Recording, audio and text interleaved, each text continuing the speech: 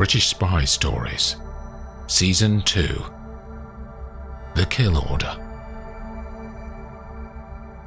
Episode 8. Schillerstrasse runs west, dead straight, from the dual carriageway to a mass of small streets that crisscross Berlin's Charlottenburg area. Laravelle crashes out of the street door to her block of flats and pulls her scarf around her face to fend off the wind that pours around the office buildings on the corner. She takes a sharp turn left down an alleyway, and after 5 minutes disappears in through a purple door under a red neon "Bar Open" sign.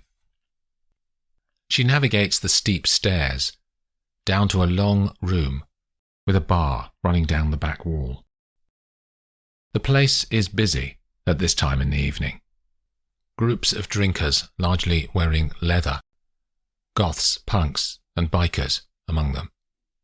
The barman has long, deep maroon hair tied back in a bun. He is pulling bottles from a cupboard to one side and restocking the cold cabinet behind him in a break from the flood of customers. Laravelle orders a beer and walks to the far end of the place, where Teresa is sitting on her own at a table for 6. Her black hair is in dreadlocks. Her pale green eyes are heavy-lidded and set in a round face with a small mouth. "What the fuck happened?" is the woman's opening remark. Then she adds, "Oh, and I was after your blood." Laravelle sits down exactly opposite her. "I wasn't even there," she says in Russian. "What are you talking about?" "When her brother died. I'm guessing that's why she's pissed off." "We got the money anyway," says Teresa. "What happened to the passengers?" Teresa shrugs. "How do you know about Oana's brother?" "The driver sent me a message," says Teresa. "He's fucked too because he lost his job with the transport company. So we've got to find another one." Teresa's voice trails off as she watches something going on in the bar. Suddenly, someone grabs Laravelle's hair and pulls her back off the chair. A knife is pushed up against her neck. "You killed my height girl," it's Oana's voice. "I wasn't there, Oana. I was in Minsk." "Don't fuck with me," says Oana. "Honest?" Laravelle's voice is earnest, but not pleading. "I just made sure he got on board. I had nothing to do with any attack. Who were they, anyway? I risked my fucking life out there for us." Oana says nothing. Then after a second, releases her grip on Laravelle and stows the knife away in her clothing. Only then does Laravelle turn to see that Oana had arrived with a man who she doesn't know. The newcomers sit on the same side of the table as Teresa, so it's 3 of them against 1. "This is Alexandru," says Oana. "He's a friend." The man looks at Laravelle. He's large.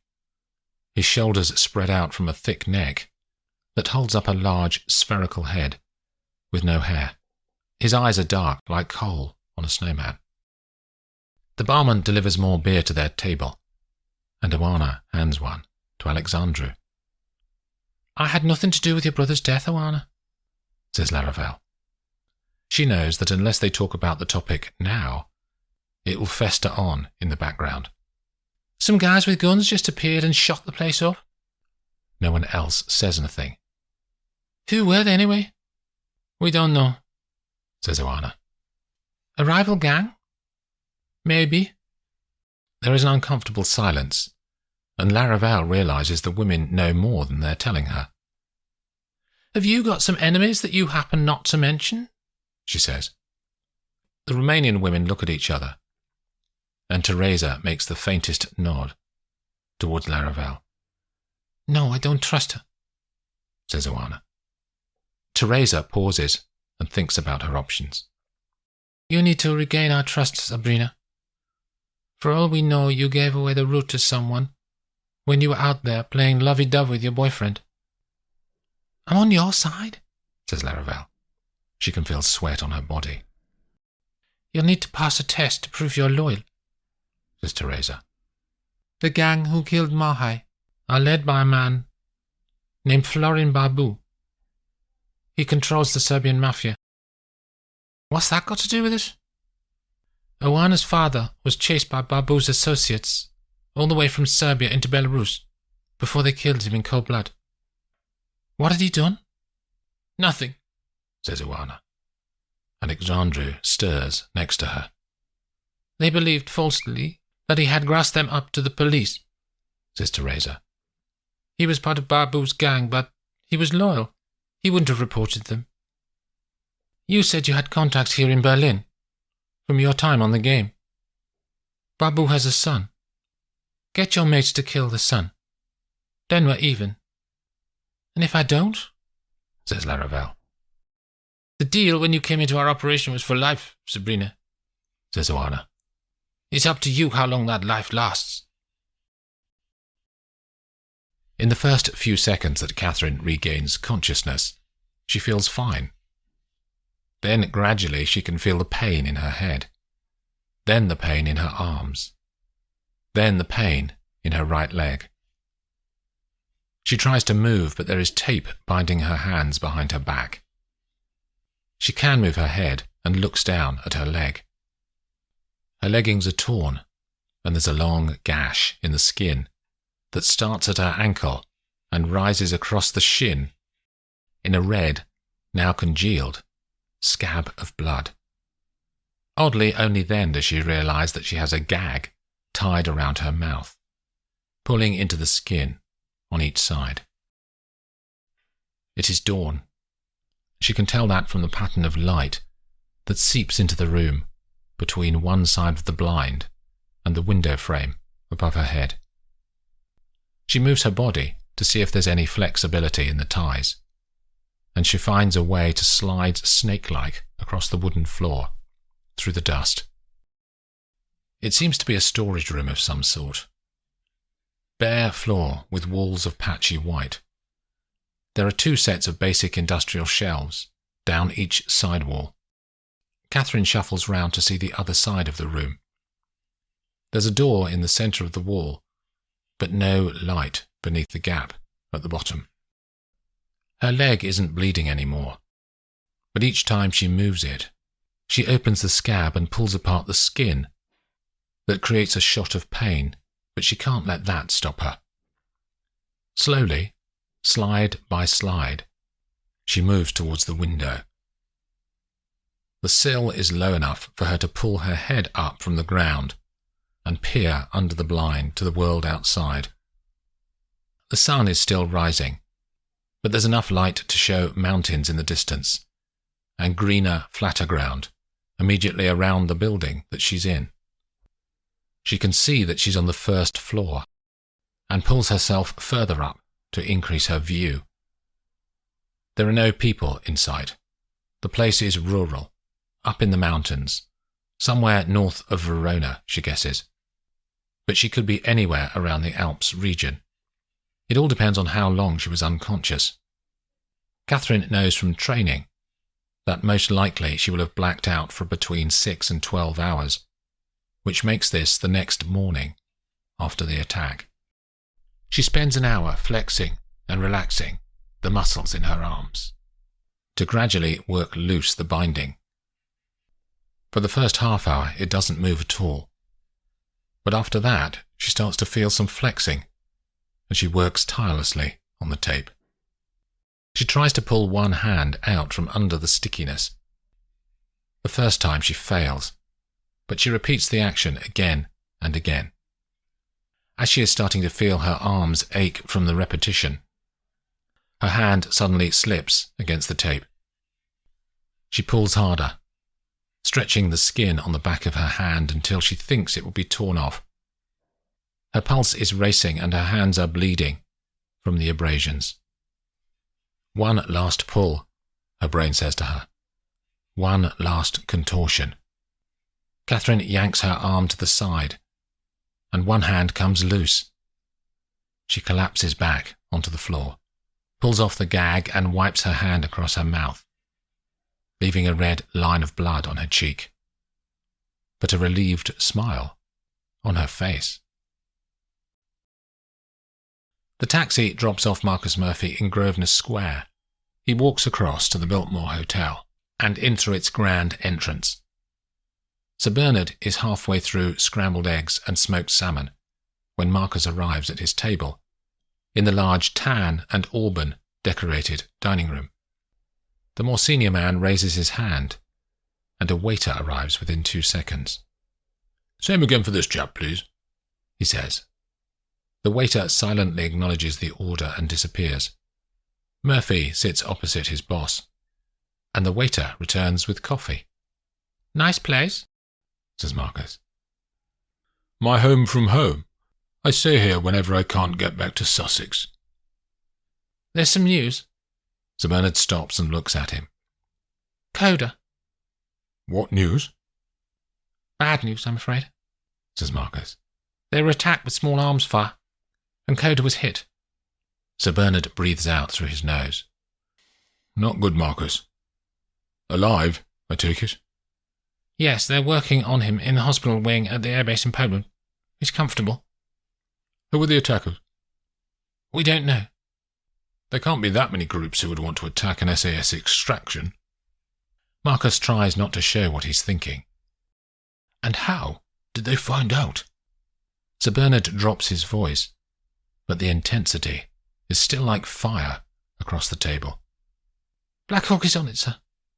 "Thank God for something," he says. His emotions are not dying away. "Who knew about this op?" "It was handled through London Centre, sir. Just like normal," says Murphy. "So anyone with access to control logs." The waiter brings Murphy's food and he starts to eat, while Sir Bernard thinks about the options they have. "Bring in Ella Perrotts," he says finally. "You know her?" "Not personally, sir." "Bloody good researcher. She's a head of department in investigations branch and still in her 20s. "Yes, sir." "You need full root and branch intel on what went on. How the details of an SAS extraction order can have got out." Sir Bernard pauses momentarily. "Now, about your other issue, Marcus. Your blue flag on Coniston. You were sending Riverside." "He arrives later today, sir." "Any intel on her situation?" "Not yet, sir." "Marcus, you need to pressure the boys and girls to move more quickly. We have 3 ops that are at risk in the last 3 days. You need to be more on top of things."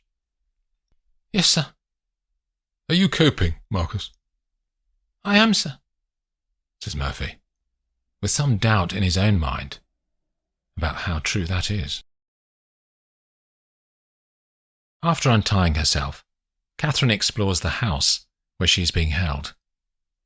The downstairs floor is an apartment that looks like it is hired out to holidaymakers in the summer months. She finds a box of cereal, pasta, and a working stove, and she cooks a meal of pasta and cornflakes, which tastes better than she imagined it would.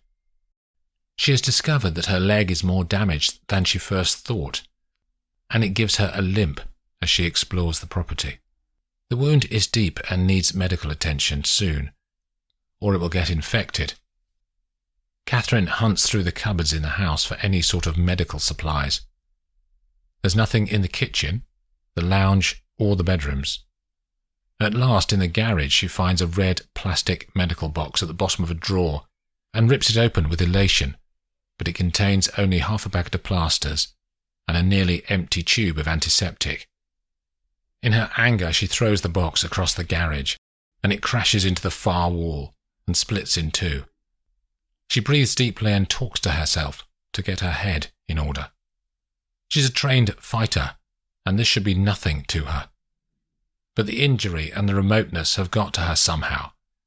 She has no transport, her phone has gone, as well as her wallet and her handgun. She hits the side of her temple, trying to get her psyche back to a functioning level. It's then that she hears the sound of an approaching engine. Catherine runs back into the house and continues up the stairs. She looks out of the window on the landing. A dark SUV is driving off the road and onto the patchy grass that surrounds the immediate land around the house. The car trips the switch on the outside light, which floods the space with illumination. The vehicle stops, and one man gets out. He is of medium height, has curly brown hair, and an innocent face. He has a Makarov 18mm pistol stuffed into his belt. This tells her he is either Russian military, or has bought guns from the Russians on the black market. He is wearing a short jacket, blue jeans, and steel-capped combat boots. She needs to think quickly. Her leg prevents her from attacking him one-on-one, which would have been her preferred plan. She returns to the room where she was tied up, lays down in the dust, pulls her arms back behind her, and closes her eyes. She can hear the sound of the man climbing up the staircase. Then she hears him waiting. Then the sound of the door to the room opening. Her breaths are low but steady.